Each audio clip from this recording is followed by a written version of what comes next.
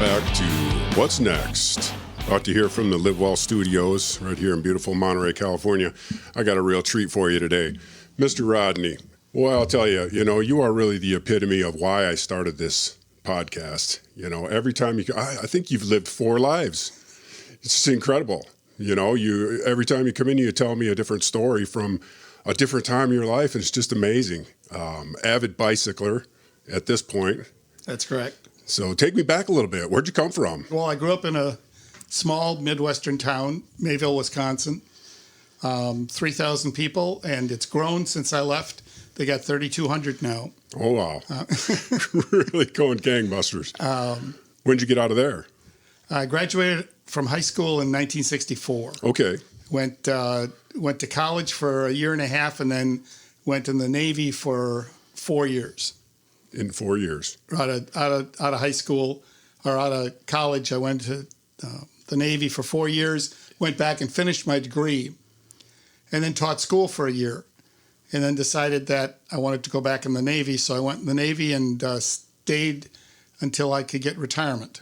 Wow. I often tell put a few people, years in. I often tell people that I went in the Navy for retirement, not for a career. Really? That makes sense, though. They offer a heck of a retirement. Well, it worked out good. I'm retired 7 years longer than I spent in the Navy. Wow. Maybe even more than that.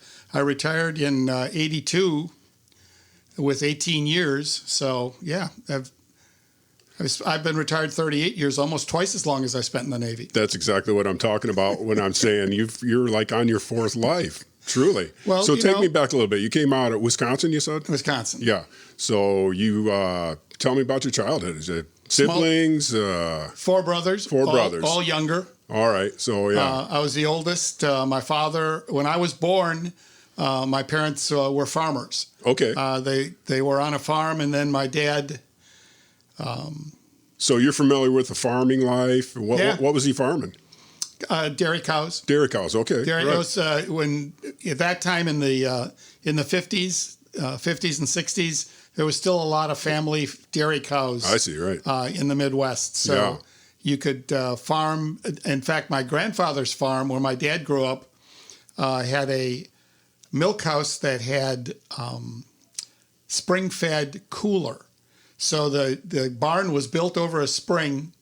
They milked the cows, and then they set the milk buckets in the cold water. Right in there. No refrigeration. Sealed them up. Oh, wow. And then they would come and pick that up and take it to the cheese factory, which was just 3 sections away. I was going to say that's a big cheese area, isn't it? Yeah. That's how they preserved it. I mean, they took it to the cheese factory and they made their cheese. And there's still some of those cheese factories around in Wisconsin. One of them that I actually order brick cheese from often called... You still do? From Widmer's, yeah. It's over 120 years old. Right. Takes you right back home. Yeah, it smells like it too. So you're out there with the cows and... Yeah, I grew up with them, and then in the summers I still had aunts and uncles that farmed, so I would spend my summers on the farm. Oh, okay. Helping with the harvest of the grain I see. All those kind of things till school started, and then I went back. I'd live on the farm. My parents were glad to let me go out there. They had 4 other boys at home, so. Sure, and you were the oldest, so. I was the oldest, yeah. If somebody needed some help in the family, off you went. There I went. So, and then at 18 years old, you decided you're going to go in the Navy. I was graduated from high school at 18. I spent a year and a half at university, and then I was 20 when I went in the Navy. Oh, you went into university, got some credits first. Yeah. Actually, I went to university and I got drunk first. And that's what would you go to university I realized for? It was the Vietnam era. Really. Oh, I see. Right, 66. I went in the Navy in 66. Okay. Yeah. And got out just short of 70. I did just a little under 3 or 4 years, and then went back to school for a year and a half and got my degree, a teaching degree, and taught school for a year. Oh, wow. So then went back in the Navy about 73 and spent a year enlisted and then went to officers candidate school. I was one of the last classes that got a commission as a line officer and hadn't gone to the academy or hadn't gone to ROTC. Wow. Now, anybody who doesn't go to the academy or ROTC has to be a non-line officer. Okay. So you could be a supply officer or a doctor or those kind of things. Okay. Now, we skipped over the teaching. Tell me a little bit about this. I know you've talked to me about it I talked, before. when I got out of college. You seem to really enjoy it. Oh, yeah. I consider myself a teacher. I've been a teacher my entire life. Right. I often said that being a teacher was what prepared me most for being a naval officer. Truly. Dealing with children. Yes, in many ways, especially at the division officer level. But I I was certified to teach kindergarten through third grade. Oh, okay, right. And okay. I taught, while I was in school, I had an internship, which is a paid student teaching position. Oh. And I taught kindergarten and first grade for a semester. And then when I graduated from school, I got a job teaching third grade at a little town in Wisconsin. Really? Wow. Yeah. And that was fun. I really enjoyed it and probably would have been very good at it if I didn't get wanderlust and wanted to go places. Yeah, right. So I was married at the time, and I re-enlisted in the Navy. I tried to re-enlist a number of times, but it was Vietnam, and I wanted a certain thing, and I waited, and the bill had opened up finally, and I was able to go back to shore duty because I had spent my first enlistment on submarines.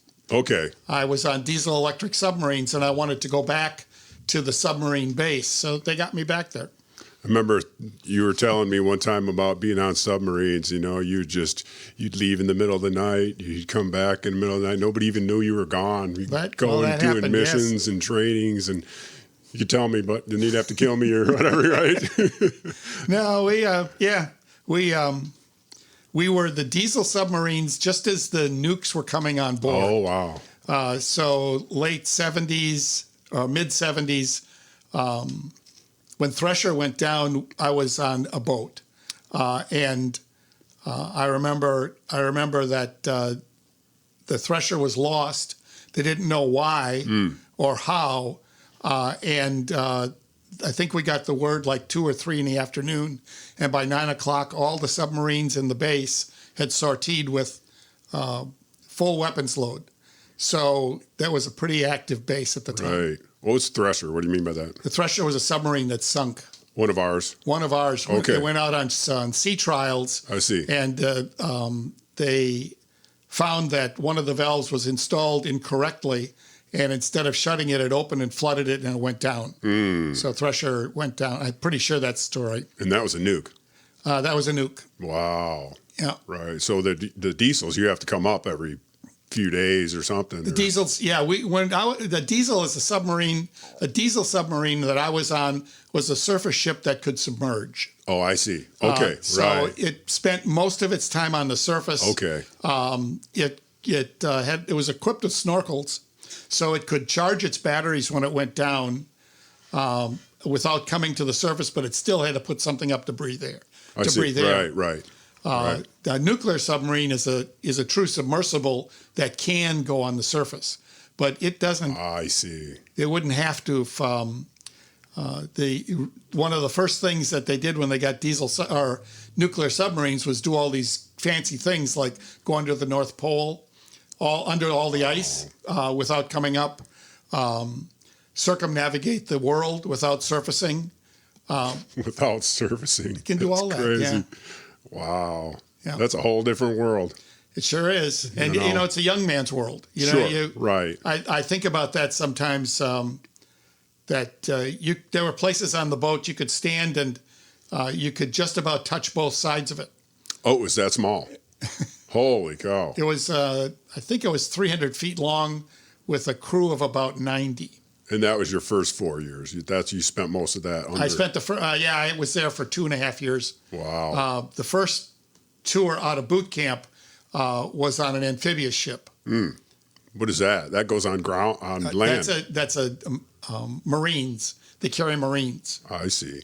So they can drive it right up onto the shore. Not this one. No. This one was a helicopter carrier. Oh, I see. Okay. Carried helicopters. And I went on that as a radioman, and we landed troops in the DMZ and did all that stuff in the Vietnam War. And then I was able to go to Radio A school, which was a promotion from the fleet. And when I was at A school, I applied to submarine school, and that's how I got the submarines. Well, you were a shoo-in because you were already done some time, probably. They were like, sure, move this guy right in. But they didn't. What? Did you end up going into a submarine on your second? No, the first tour, it split. Just the first one. Yeah. I spent 9 months on that amphib. Oh, okay. And then I went to the submarines. I was there about 18 months I see. when I got out. Right. And you went to teach, and then what? Tell me again. I know you joked around. I just did the second tour just for retirement, and that makes sense. But you told me one time that you were on an aircraft carrier, and if it didn't have anything to do with ammunitions, you were in charge of it. That's right. Isn't that you're the one that told me that? I was at Kennedy. Yeah, USS Kennedy. It was a floating city, man. Yes. Holy cow, the responsibilities that must entail. Well, I told you that I grew up in a town that was 3,000 people. Well, Kennedy had 3,000 people without the air wing. It literally is a town. When the air wing came on board, there was close to 6,000 people on it. Holy cow. Kennedy was the last non-nuclear aircraft carrier built. Oh, I see. It was being built as a nuclear carrier, and then one of the presidents, I'm not sure which, decided, or one of the administrations decided that it should be fossil fuel. So we became a fossil fuel ship. But it was the last one. After that, everything was nuke. Right. That was my second to last tour. Yeah. No, third to last tour. Well, how long were you in the second time? You were all together more than like 25, 30 years. I was in the Navy. My DD-214 says I was 18 and a half years active duty. Oh, I see. I came out of OCS and went to a fast frigate for 18 months. Okay. And then I went to some schools, and I went to Kennedy, which was the second surface ship I went to. So you arrived there as an officer? I arrived there as a lieutenant, and I got a field commission as a lieutenant commander because I couldn't put a lieutenant in the job that I went to. Right. But you fit the bill, so. And then I went from Kennedy. They gave me a choice of any place I wanted to go because the tour on Kennedy was considered such arduous duty because the ship was the carrier force at the time was having trouble keeping good officers, that nobody wanted to go to it. None of the surface officers wanted to go to it because it was all air people, all pilots. Airmen, yeah, right. And as a surface officer, you didn't want to work for a pilot. Really? Right. You wanted to work for a real sailor. Some inner hierarchy in the Navy, right? Yes, exactly. So I got my choice, so I went back to another frigate. And then I went to a oiler as a chief engineer on an oiler. Okay. And then from the chief engineer on an oiler, I came here to the Navy school and retired here at the Navy school. Yeah, excuse me, I don't know what the terms are in Navy. What's a frigate? A frigate is a escort destroyer. I see. Okay, so it's a gunship that follows. It had one gun, but the idea, the mission of the frigate was anti-submarine warfare. Okay. So we searched for submarines. We trained with submarines. Whole lot of depth charges, that kind of thing. And we didn't have depth charges wasn't something we carried. Carried helicopters and torpedoes. But in general, what we did is detected and then sent other people in to do the attacking. Right. Yeah. How interesting. And that was your third of four, and then you went. I don't know. I can't keep track of all that stuff. It was a couple years ago. Well, the first ship I went to was that frigate kind of thing. Yeah, the frigate, and then on to the oiler. And I was a division officer. Oh, I see. Okay. Division officer, you work directly with the chiefs, and you have, on that division, I think I had 15 or 20 men who worked for me, and we were just guns. I just see. took care of the guns and the ammunition. The second ship was the Kennedy, where I was the auxiliaries officer. I see. That's where if it didn't make the ship go through the water, I took care of it. Really? So I was a lieutenant. I was probably in my late 20s, and I had 150 enlisted and 6 chiefs that worked for me. Wow. And 2 or 3 officers, division officers. Think of that. So, I mean, you don't have to think about it. You know what it involves. But I think of my 32-foot boat and how much maintenance it takes. Yeah. You know, you times that times, 500 or whatever, and you've got elevators, you've got kitchen supplies, you've got all of that is under your direction. Yep. Wow. I didn't have the sewage. I didn't have that. I didn't have the bathrooms. I see, right. But I had the water heaters, and I had we made oxygen, the O2 N2 plants. Oh, wow. The JBDs, the jet blast deflectors on the flight deck, the elevators, the anchor windlass. The Sure. anchor belonged to the deck department, but the equipment to keep it going belonged to me. Right. Yeah, it was fun. Yeah, really, exactly. And when I think back on it, I got 2 boys who are now in their 50s. I think back on it, they missed going to the military, and I think that they missed a chance to get real responsibility early on in their life. Right. When I was on the Oiler, I was the chief engineer on the Oiler, and I remember standing on the bridge wing with the captain one time and watching us fuel another ship. So the ships come alongside each other. They're within 40 or 50 yards of each other, doing about 15 or 20 knots in one direction. And then you send a line over and you bring over this hose and you start pumping fuel. Right. And everything on the station is under direction of somebody on the station. We looked down on the station and there were 8 or 10 sailors down there working these lines and all this safety stuff. And I mentioned to the captain that there was nobody down there that was older than 21. No kidding. And they were down there and they had the responsibility of taking care of the safety, and if there was an accident. Right. But you weren't much close to 30 yourself. I was a little older. You're a little older than at that point. A little bit older, a little bit more experienced. Those guys, some of those guys that in most people's experience in the Navy, they go to one ship and that's it. Right. One tour, one ship, and they're done. I was just lucky to split my first tour into 2 ships and then be able to stay and go to all these others. Right. Like when I came here to the Navy school in Monterey, it was the first time I went ashore. Oh, really? I had never been assigned permanently to anything but ships for 18 years. Wow. Where have you been, man? You have been, clearly you've been to Vietnam. Been to Vietnam, Philippines, Hawaii. Hawaii, sure. I crossed the equator. I crossed the Arctic Circle. Been to Africa, Diego Garcia, Australia. And throughout the Mediterranean, we went to every place in the northern Mediterranean and Egypt. Wow, man. Kids need that. What do you think about the draft? Maybe put the draft back in. Some of these kids need a kick in the butt. Well, it seems like, I think that the military may have gotten lost in the shuffle, and that opportunity doesn't seem like it's something. Yeah. But it is really something, I think, for everybody. I remember going to one of my son's graduation, and they congratulated the people that were going off to the service, and out of that class, there was 3. Yeah. I thought, boy, that's surprising. I think there would be at least a couple of dozen that would want to go that way, just for, like you say, the retirement alone. You've had, so once you get out of the military, then you start your third life, basically. Where did you go from there?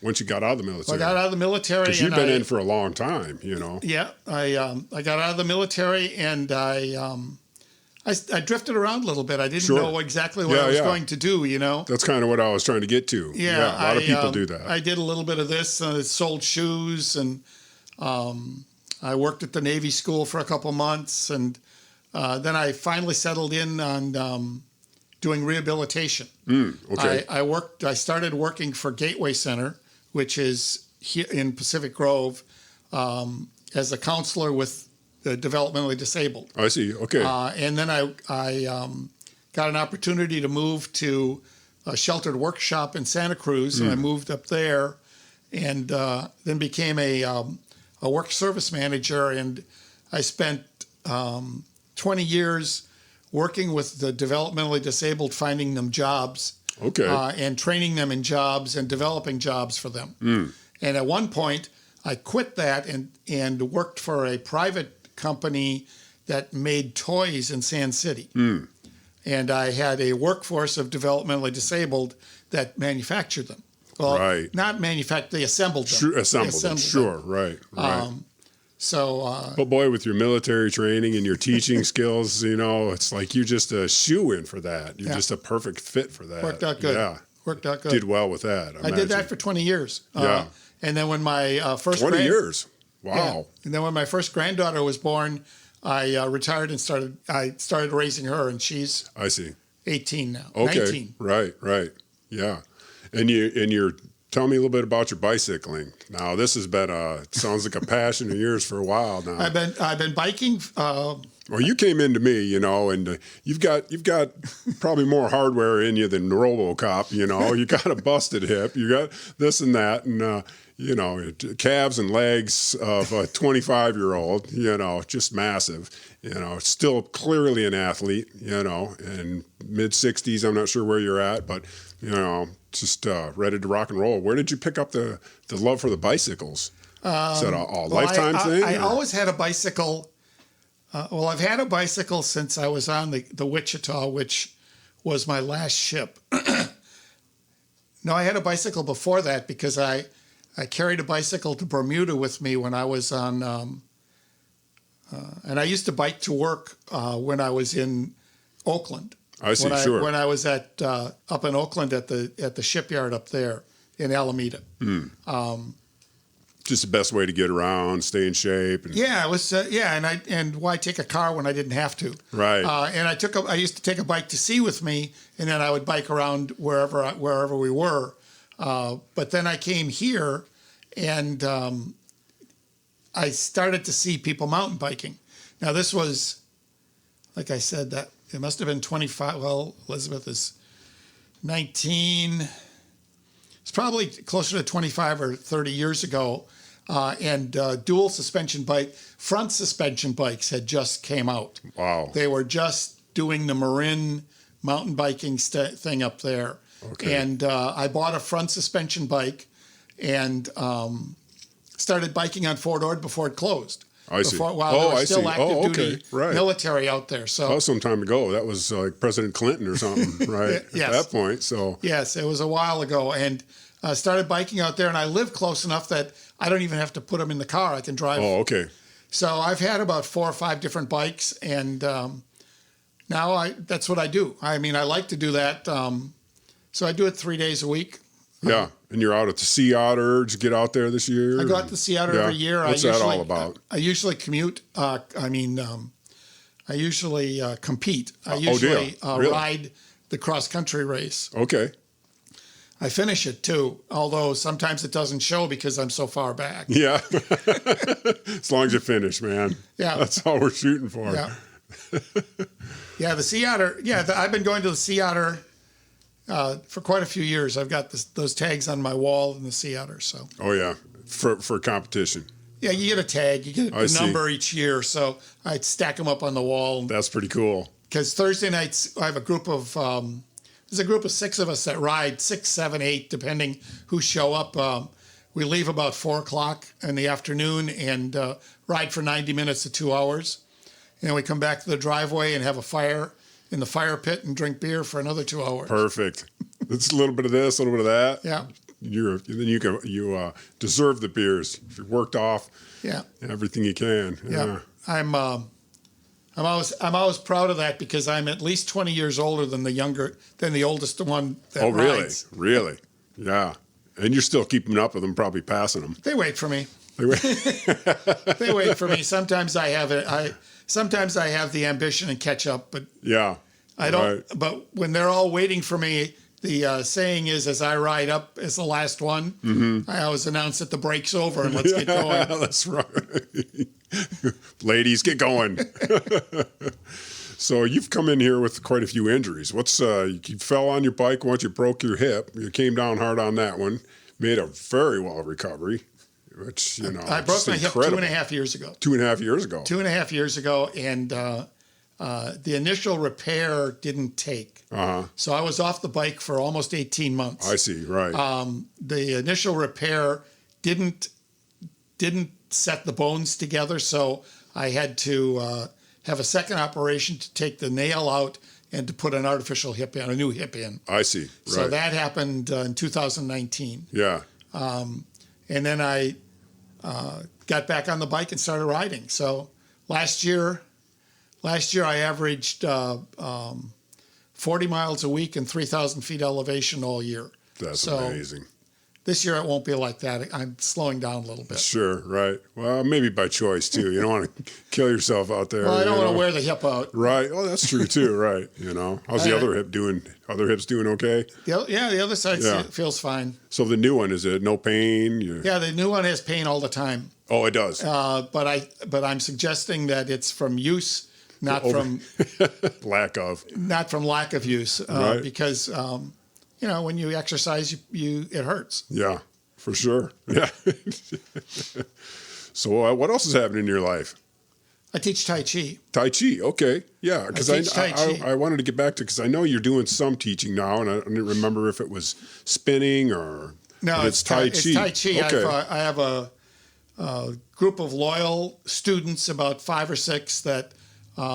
I've been teaching for a community hospital in their program for about 4.5, 5 years. And I taught in other places on the peninsula. But with the COVID,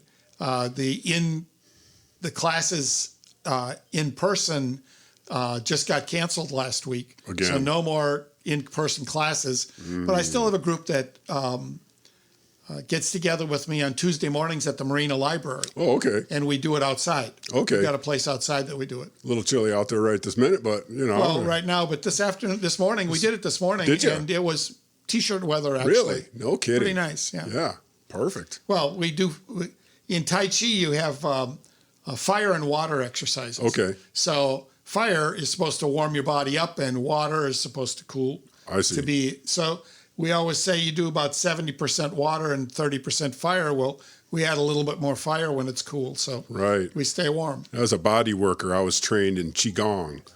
Yeah, I don't know. Same thing. It's about the same thing. It's just like a slow movement of martial arts, basically. Right. But we do about half Qigong. We start warming up with the 8 brocades. I see. Okay. I do those. Sure. And then I've got a series of silk reeling that I like to do because it helps us start to feel the chi as we move. And then I teach forms. I see. Which is there's a couple other people in the peninsula that teach forms. My Master Jim Scott Behrens, that I learned from, he teaches here on the peninsula. But most people who teach Tai Chi really teach Qigong. I see. Because most students don't want to practice at home. Is that most people want to go to an exercise class, go home, shower, come back next week. Well, if you take my Tai Chi class, you have to practice to learn the form. Right. Or you're going to end up not knowing the form when you come back, and we do a lot with it. Yeah. But the benefit is you know the form. Sure. So, but you don't need any extra workout equipment or anything else. It's just basically you and your weight and your... Exactly. I find it very exciting. I look forward to my time when I meditate in the morning and then do my movements and then go on with my day. But about 45 minutes to an hour every morning I do Qigong and Tai Chi. So. Oh, yeah. So you meditate every morning or try to get 15, 20 minutes in? Yeah. It's about 15 minutes. Yeah. Perfect. Have a little spot you go to.